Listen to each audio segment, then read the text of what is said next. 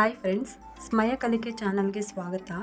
ಇವತ್ತು ನಾನು ನಮ್ಮ ಏರಿಯಾದಲ್ಲಿ 5 ದೇವಿಯರ ಕರೆಸಿ ಏರಿಯಾದಲ್ಲಿ ಊರಹಬ್ಬ ಮಾಡ್ತಾ ಇದ್ದೀವಿ. ಆ ಪಂಚ ದೇವಿಯರ ದರ್ಶನವನ್ನು ನಿಮಗೂ ಮಾಡಿಸೋಣ ಅಂತ ಈ ವಿಡಿಯೋ ಮಾಡ್ತಾ ಇದ್ದೀನಿ. ಇನ್ನೂ ಯಾರೆಲ್ಲ ನಮ್ಮ ಚಾನಲ್ಗೆ ಸಬ್ಸ್ಕ್ರೈಬ್ ಮಾಡಿಲ್ವೋ ಅವರು ಸಬ್ಸ್ಕ್ರೈಬ್ ಮಾಡ್ಕೊಳ್ಳಿ ಅಂತ ಹೇಳುತ್ತಾ ಆ ಪಂಚ ದೇವಿಯರ ದರ್ಶನ ಮಾಡೋಣ ಬನ್ನಿ. ನಿಮಗೂ ಕೂಡ ಆ ದೇವಿಯರ ಆಶೀರ್ವಾದ ಮತ್ತು ಕೃಪೆ ಸಿಗಲಿ ಅಂತ ಹಾರೈಸುತ್ತಾ ಅವರ ದರ್ಶನ ಪಡೆಯೋಣ ಬನ್ನಿ. ಮೊದಲನೇ ದೇವಿ ಬಂದು ಯಲ್ಲಮ್ಮ ದೇವಿ. ರೇಣುಕಾ ಅಥವಾ ಯಲ್ಲಮ್ಮ ಹಿಂದೂ ಧರ್ಮದ ದೇವತೆ. ಮುಖ್ಯವಾಗಿ ದಕ್ಷಿಣ ಭಾರತದಲ್ಲಿ ಪೂಜಿಸಲಾಗುವ ಈ ದೇವತೆಯು ಕಾಳಿಯ ಸ್ವರೂಪವೆಂದು ಭಾವಿಸಲಾಗುತ್ತದೆ. ರೇಣುಕ ರಾಜನೆಂಬುವವನಿಗೆ ಮಕ್ಕಳಿಲ್ಲದೇ ಇದ್ದ ಕಾರಣ ಅವನು ಪುತ್ರ ಕಾಮೇಷ್ಟ ಯಾಗವನ್ನು ಮಾಡಿದ.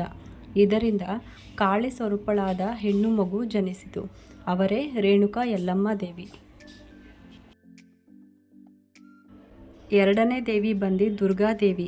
ಈ ದೇವಿಯು ಧೈರ್ಯ ಹಾಗೂ ಶೌರ್ಯದ ಸಂಕೇತ. ದುರ್ಗಾ ದೇವತೆ ಅಥವಾ ಆದಿಪರಾಶಕ್ತಿ ಹಿಂದೂ ದೇವಾನುದೇವತೆಯರಲ್ಲಿ ಒಬ್ಬರು.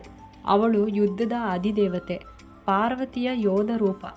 ಪುರಾಣದಲ್ಲಿ ದುರ್ಗೆಯನ್ನು ಶಾಂತಿ, ಸಮೃದ್ಧಿ ಮತ್ತು ಧರ್ಮವನ್ನು ಬೆದರಿಸುವ ದುಷ್ಟ ಮತ್ತು ರಾಕ್ಷಸ ಶಕ್ತಿಗಳನ್ನು ಸಂಹರಿಸಲು ಲೋಕ ಕಲ್ಯಾಣಕ್ಕಾಗಿ ಅವತಾರವೆತ್ತವರು ಈ ದುರ್ಗಾದೇವಿ.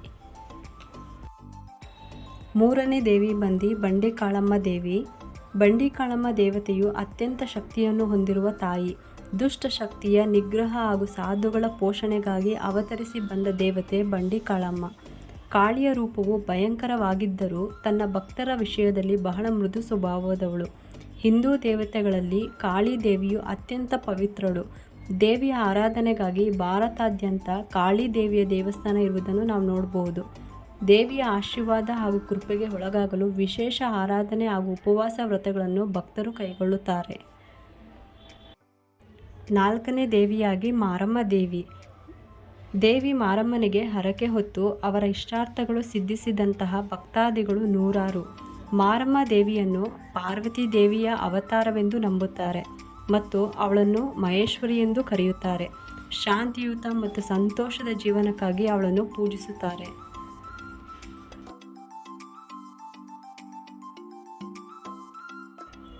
ಸಪ್ತ ದೇವಿಯರಲ್ಲಿ ಒಂದಾದ ದೇವಿ ಅಣ್ಣಮ್ಮ ದೇವಿ.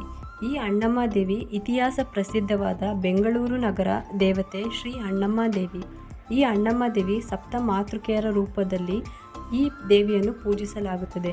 ಈ ದೇವಿಯನ್ನು ನಗರದ ಅಧಿದೇವತೆ, ಬೆಂಗಳೂರಿನ ಕಾವಲು ದೇವತೆ ಮತ್ತು ಗ್ರಾಮ ದೇವತೆ ಹಾಗೂ ನವಶಕ್ತಿ ಅಣ್ಣಮ್ಮ ಎಂದು ಕರೆಯುತ್ತಾರೆ. ಹಾಗೆ ಈ ದೇವಿಯು ವಿಶ್ವ ಪ್ರಸಿದ್ಧವಾದ ದೇವಿಯರಲ್ಲಿ ಒಂದು.